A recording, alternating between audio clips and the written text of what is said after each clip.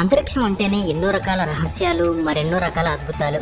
అందుకే ఈ స్పేస్ గురించి తెలుసుకోవాలంటే ఎవరైనా సరే చాలా క్యూరియాసిటీతో ఉంటారు.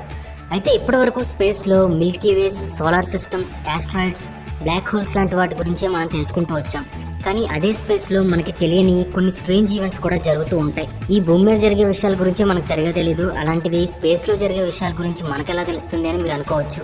అందుకే అలాంటి ఇంట్రెస్టింగ్ అండ్ మిస్టీరియస్ విషయాల్ని మీతో షేర్ చేసుకోవడం కోసమే ఈ వీడియోని చేస్తున్నాం. So friends, top 15 mind blowing interesting space facts ఏంటో ఇప్పుడు ఈ వీడియోలో చూద్దాం.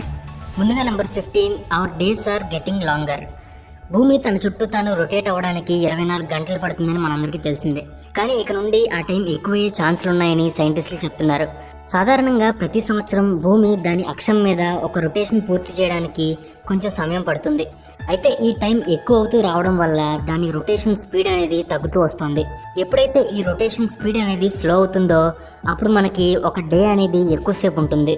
దీనికి బెస్ట్ ఎగ్జాంపుల్గా మూన్నే తీసుకుంటే 100 కోట్ల సంవత్సరాల క్రితం మూన్ ఎర్త్ చుట్టూ రొటేట్ అవడానికి 20 రోజులు మాత్రమే పట్టేది. కానీ ఇప్పుడు 28 రోజులు పడుతోంది. దీన్ని బట్టి చూస్తే ఒక శతాబ్దంలో ఒకసారి భూమి సెకండ్లో 1/500 వంతు తగ్గిపోతుంది. సో ఇప్పటి నుండి 1000 సంవత్సరాల్లో ఒక రోజులో సెకండ్లో 200 వంతు వరకు ఎక్కువ అవుతుంది. అంటే మూన్ ఎర్త్ నుండి దూరంగా జరిగే కొద్దీ ఎర్త్ రొటేషన్ స్పీడ్ అనేది కూడా తగ్గిపోతూ వస్తుంది. దీనివల్ల ఒక రోజు ఎక్కువ సమయం పట్టే అవకాశం ఉంది. Next number 14, the Milky way smell and taste. Astronomers ఎప్పుడూ స్పేస్లో ఉండే న్యూ ఐటమ్స్ కోసం రీసెర్చింగ్ చేస్తూనే ఉంటారు. ఇలా రీసెర్చ్ చేస్తున్న సమయంలో మిల్కీవే నుండి ఒక విధమైన స్మెల్ మరియు టేస్ట్ రావడాన్ని గుర్తించారు. ఆ స్మెల్ అచ్చం రమ్ స్మెల్ లాగా, టేస్ట్ రాస్బెర్రీ ఫ్రూట్ లాగా ఉండడం గమనించారు. 2009లో సాజిటేరియస్ B2 అనే గెలాక్సీ మీద గ్యాస్ అండ్ డస్ట్తో నిండిన ఒక జెయింట్ క్లౌడ్ని ఆస్ట్రోనామర్స్ ఎక్స్ప్లోర్ చేశారు. ఆ క్లౌడ్ మీద IRAM రేడియో టెలిస్కోప్ ఉపయోగించి ఎక్స్ప్లోర్ చేసిన తర్వాత ఇథైల్ ఫార్మేట్ అనే కెమికల్ని కనుగొన్నారు. ఇథైల్ ఫార్మేట్ అనేది రమ్కి ఒక ప్రత్యేకమైన స్మెల్ని ఇస్తుంది. అలాగే రాస్బెర్రీ వంటి ఫ్రూట్కి ఒక ప్రత్యేకమైన టేస్ట్ని ఇస్తుంది. దీన్ని బట్టి ఏమర్థమవుతుందంటే ఇథైల్ లేదా ఇథనాల్ వంటి కెమికల్స్ ఆల్కహాల్ వంటి బెవరేజెస్ తయారీలో ఉపయోగిస్తారని, అంతేకాకుండా రాబోయే బిలియన్ సంవత్సరాలకి భూమి మీద ఉండే ప్రతి వ్యక్తికి రోజుకి 3 లక్షల పింట్స్ బీర్ని సప్లై చేయడానికి సరిపడినంత ఆల్కహాల్ ఇందులో ఉందని మనం అర్థం చేసుకోవచ్చు. అయితే ఈ క్లౌడ్లో ఇథైల్తో పాటు కార్బన్ మోనాక్సైడ్ మరియు హైడ్రోజన్ సైనైడ్ కూడా ఉన్నాయి. Next number 13, the moon is getting farther away every year. మిగిలిన ప్లానెట్స్ లాగే మూన్ కూడా రౌండ్ షేప్లో ఉంటాడని మనంతా అనుకుంటాం. కానీ నిజానికి మూన్ ఎగ్ షేప్లో ఉంటాడు. దీనికి కారణం ఎర్త్ గ్రావిటీయే. ఎర్త్ అండ్ మూన్ మధ్య ఉన్న గ్రావిటేషనల్ ఫోర్స్ వల్ల ఎర్త్ మీద ఉన్న వాటర్ ఎఫెక్ట్ అయ్యి సముద్రాల్లోని టైడ్స్ ఏర్పడతాయి. అలాగే మహాసముద్రాలన్నీ ఈ భూమి మీద ఒకే వైపు ఉండడంతో టైడల్ బల్జ్ అనేది ఏర్పడుతుంది. ఈ టైడల్ బల్జ్ మూన్ ఆర్బిట్లోకి డ్రాగ్ అవడం వల్ల ఎర్త్ మూన్ కంటే స్పీడ్గా తిరుగుతున్నప్పుడు 24 గంటలు లేదా 27.3 రోజుల వరకు ఈ బల్జ్ మూన్ ఆర్బిట్ కంటే కొంచెం ముందుగా మూవ్ అవుతుంది. ఎప్పుడైతే మూన్ ఈ బల్జ్ని స్లో డౌన్ చేయడానికి ట్రై చేస్తాడో అప్పుడు ఎర్త్ రొటేషన్ రేట్ గ్రాడ్యువల్గా స్లో డౌన్ అవుతుంది. అయితే మూన్ ఎర్త్ నుండి సంవత్సరానికి 3.8 సెంటీమీటర్ల చొప్పున దూరం జరుగుతూ వెళ్తున్నాడు. ఇది రీసెంట్గా జరిగిందేం కాదు. ఈ ప్లానెట్స్ రెండు పుట్టినప్పటి నుండి ఇలా జరుగుతూనే వస్తుంది. Next number 12, multiple star systems. మన ప్లానెటరీ సిస్టమ్ని అఫీషియల్గా సోలార్ సిస్టమ్ అని పిలుస్తారు. కానీ ఆస్ట్రోనామర్స్ మాత్రం 2500 కంటే ఎక్కువ అదర్ స్టార్స్ని మన గెలాక్సీలోని ఆర్బిట్లో ఉన్న ప్లానెట్స్లో కనుగొన్నారు. సోలార్ సిస్టంలో ప్లానెట్ సన్ ఒక స్టార్ మాత్రమే కావచ్చు, కానీ అది ఒక స్టార్ గ్రూప్లోనే ఉంది. మిల్కీవేలోని సన్ లాంటి స్టార్స్లో సగానికి పైగా multiple star systems, binaries, stars వంటివన్నీ ఒక సాధారణ ద్రవ్యరాశి కేంద్రం చుట్టూ తిరుగుతాయి. ఇంకా రెడ్ డ్వార్ఫ్స్ వంటి చాలా తక్కువ ద్రవ్యరాశి నక్షత్రాలు ఎలాంటి తోడు లేకపోయినా ఒంటరిగానే ఉంటాయి. Next number 11, Neptune orbiting the sun. మన సోలార్ సిస్టంలో 8th ప్లానెట్ అయిన నెప్ట్యూన్ సన్ ఆర్బిట్లో తిరగాలంటే చాలా లాంగ్ టైం తీసుకుంటుంది. ఇది సూర్యుని చుట్టూ ఒక ఫుల్ ఆర్బిట్ని కంప్లీట్ చేయడానికి 165 సంవత్సరాలు పడుతుంది. దీనిని 1846లో డిస్కవర్ చేసినప్పటి నుండి ఇటీవలే 2011లో దాని ఫస్ట్ ఫుల్ పోస్ట్ డిస్కవరీ ఆర్బిట్ని కంప్లీట్ చేసింది. అంటే నెప్ట్యూన్కి 1 సంవత్సరం అయిందంటే మనకి 165 సంవత్సరాలు గడిచిపోతాయి. ఈ ప్లానెట్ తన యాక్సిస్ పై తాను ఒకసారి తిరిగి రొటేట్ అవడానికి 15 గంటల 48 నిమిషాలు పడుతుంది. సూర్యుని నుండి చాలా ఎక్కువ దూరంలో ఉన్న ఈ ప్లానెట్కి మొత్తం 2 మూన్స్ ఉన్నాయి. Next number 10, Jupiter's magnetic field. ఎక్కడైతే మ్యాగ్నెటిక్ ఫీల్డ్ ఎక్కువగా డామినేట్ చేస్తుందో ఆ ప్లేస్ని మ్యాగ్నెటోస్ఫియర్ అని పిలుస్తారు. ఇలాంటి ప్లేసెస్ ఎక్కువగా ప్లానెట్స్, పల్సర్స్ మరియు గెలాక్సీల దగ్గర కనిపిస్తూ ఉంటాయి. మన సోలార్ సిస్టంలోని ప్లానెట్స్ అన్ని మ్యాగ్నెటోస్పియర్లని కలిగి ఉంటాయి. అయితే ఈ మ్యాగ్నెటోస్పియర్ అనేది సూర్యుని నుండి ప్రవేశించే గాలిలోని చార్జ్డ్ కణాల షేప్లో ఉంటాయి. మన సోలార్ సిస్టంలో ఉండే లార్జెస్ట్ మ్యాగ్నెటోస్పియర్ జూపిటర్ చుట్టూ తిరుగుతుంది. జూపిటర్ చాలా ఫాస్ట్గా రొటేట్ అవడమే కాకుండా చాలా స్ట్రాంగ్ మ్యాగ్నెటిక్ ఫీల్డ్ని కలిగి ఉంటుంది.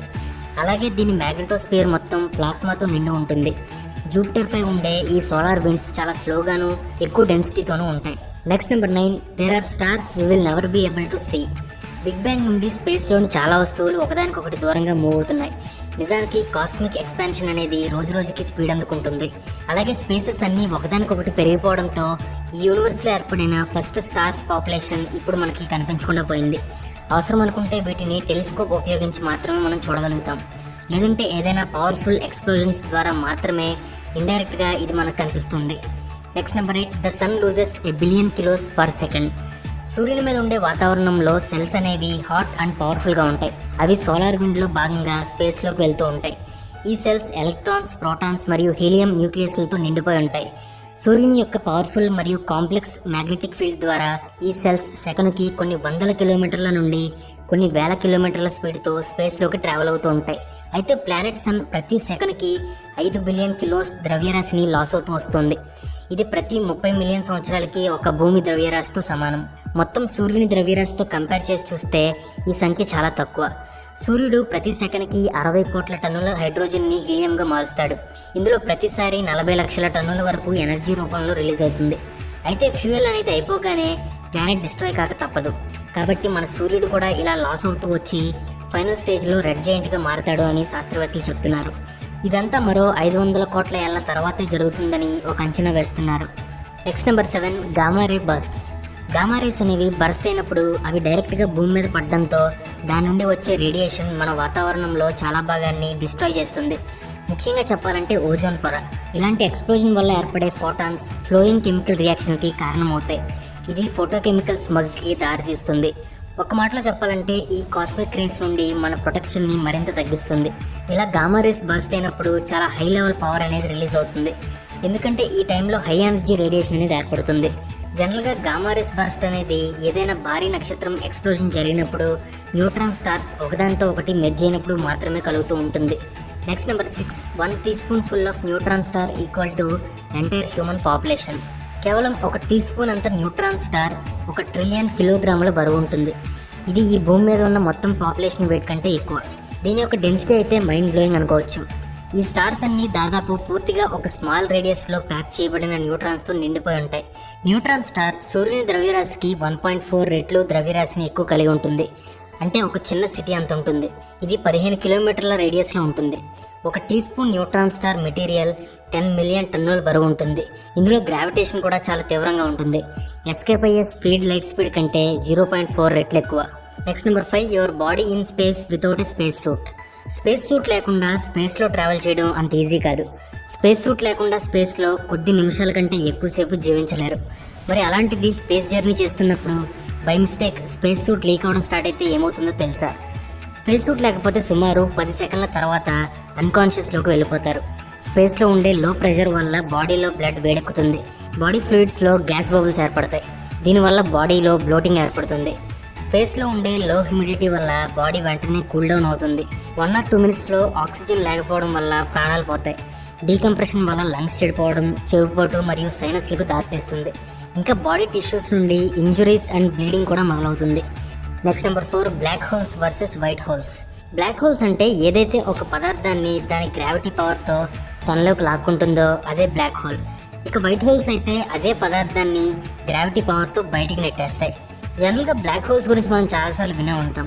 మోస్ట్ స్ట్రాంగెస్ట్ గ్రావిటేషనల్ ఫోర్స్ కలిగి ఉండి స్పేస్లో ఉండే సెల్స్ని కానీ లైట్ని కానీ చివరికి ఎలక్ట్రోమాగ్నెటిక్ రేడియేషన్ని కానీ ఇలా దేన్నైనా సరే తనలోకి లాగేసుకుంటుంది. చివరికి చనిపోయిన నక్షత్రాలను కూడా దీని గ్రావిటీ పవర్తో తన లోపలికి లాక్కుంటుంది. వైట్ హోల్స్ అనేవి బ్లాక్ హోల్స్ చివర ఆపోజిట్గా ఉంటాయి. ఇవి స్పేస్ టైం యొక్క థియరిటికల్ టన్నెల్స్. వీటిని బాంబ్ హోల్స్ అని కూడా పిలుస్తారు. ఇక్కడ లాజిక్ ఏంటంటే ఈ యూనివర్స్లో ఏదైనా ఒక పదార్థాన్ని బ్లాక్ హోల్స్ పుల్లింగ్ చేస్తే దానికి ఆపోజిట్గా వైట్ హోల్స్ స్పిట్టింగ్ చేస్తాయి. Next number 3, day on mercury. మన సోలార్ సిస్టంలో ఉన్న ప్లానెట్స్లో మెర్క్యూరీ కూడా ఒకటే. ఇది సూర్యునికి చాలా దగ్గరగా ఉంటుంది. సూర్యుని ఆర్బిట్లో ఒకసారి రొటేట్ చేయడానికి 87.97 రోజులు పడుతుంది. పైగా ఇది తన యాక్సిస్ మీద తను రొటేట్ అవడానికి కూడా అంతే సమయం పడుతుంది. ఇది చాలా చిన్న గ్రహం కావడం వల్ల, సూర్యునికి బాగా దగ్గరగా ఉండడం వల్ల మన కంటికి స్పష్టంగా కనపడదు. అయితే మెర్క్యూరీ పైన ఎన్నో మౌంటైన్ రేంజెస్ ఉన్నట్లు కూడా తెలుస్తుంది. ఈ ప్లానెట్లో వాటర్ అనేది ఉండదు. సూర్యునికి 58 మిలియన్ల కిలోమీటర్ల దూరంలో ఉంటుంది. దీనికి గాడ్ మెసెంజర్ అయిన రామన్ డైటీ మెర్క్యూరీ పేరు పెట్టారు. Next number 2, water in space. భూమి మీద మహాసముద్రాలు ఉన్నట్లే స్పేస్లో కూడా మరికొన్ని ప్లానెట్స్ మీద కూడా సముద్రాలు ఉంటాయి. దీన్ని బట్టి వాటర్ అనేది మన భూమి మీద మాత్రమే కాదు, ఇంకా స్పేస్లో కూడా అనేక చోట్ల ఉన్నదని ప్రూవ్ అయింది. జూపిటర్ యొక్క 3 మూన్స్ అయిన యూరోపా, గనీమేడ్ మరియు క్యాలిస్టోలోను, మరియు సాటర్న్ యొక్క 2 మూన్స్ అయిన ఎన్సెలాడస్ మరియు టైటాన్లోను నీటి అడుగున సముద్రాలు ఉన్నట్లు రికగ్నైజ్ చేశారు. యూరోపా సముద్రంలో భూమి మీద కనిపించే నీటి పరిమాణం కంటే 2 రెట్లు ఎక్కువ ఉండవచ్చు. ఇది భూమి మీద ఉండే మహాసముద్రాలన్నింటిలోనూ ఉండే నీటి పరిమాణానికి 140 ట్రిలియన్ రెట్లు సమానం. ఈ వాటర్ 12 బిలియన్ల కాంతి సంవత్సరాల కంటే ఎక్కువ దూరంలో ఉన్న క్వాసార్ అని పిలువబడే భారీ బ్లాక్ హోల్ చుట్టూ ఉంది. Next number 1, the moon is lemon shaped. మనం రోజు చూసే మూన్ మనకి రౌండ్ షేప్లో కనిపిస్తూ ఉంటుంది, కానీ నిజానికి మూన్ లెమన్ షేప్లో ఉంటుందని సైంటిస్టులు చెప్తూ ఉంటారు. 4.5 బిలియన్ల సంవత్సరాల క్రితం భూమి ఏర్పడిన కొత్తలో ఒక ఆస్ట్రాయిడ్ భూమిని ఢీకొట్టింది. అప్పట్లో భూమిలో కొంత భాగం, అలానే ఆస్ట్రాయిడ్లో ఇంకొంత భాగం స్పేస్లో పడిపోయాయి. కొంతకాలానికి ఈ పడిపోయిన భాగాలు కలిసి ఒక ముద్దలా ఏర్పడి భూమి గ్రావిటీ పవర్ వల్ల భూమి చుట్టూ రొటేట్ అవ్వడం స్టార్ట్ చేసింది. కొద్ది కాలానికి అది ఒక స్పియర్ షేప్లో ఏర్పడింది. అయితే మూన్ ఏర్పడినప్పుడు అది లిక్విడ్ రాక్లా ఉండేది. దీంతో ఎర్త్ గ్రావిటీ ఎక్కువైన చోట ఇది షేప్ మారిపోతూ ఉండేది. అలా న్యూ బర్న్ మూన్ లెమన్ షేప్కి ట్రాన్స్ఫార్మ్ అయింది. తర్వాత చాలా కాలానికి ఇది గట్టిపడడం వల్ల టైడల్ అండ్ గ్రావిటేషనల్ ఫోర్స్లోకి లోబడి ఉంది. So friends, I hope you like this topic.